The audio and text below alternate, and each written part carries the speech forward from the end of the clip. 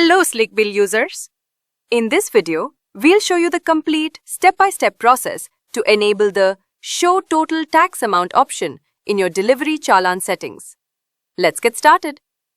First, open your browser and visit the official website, Sleek Bill official website.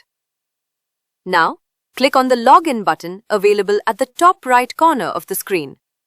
Enter your registered email ID and password, then click on the Sign In button.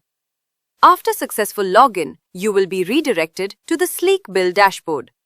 From the left side menu panel, click on Preferences. This section allows you to customize your software settings. Inside Preferences, go to Documents, Delivery Challan.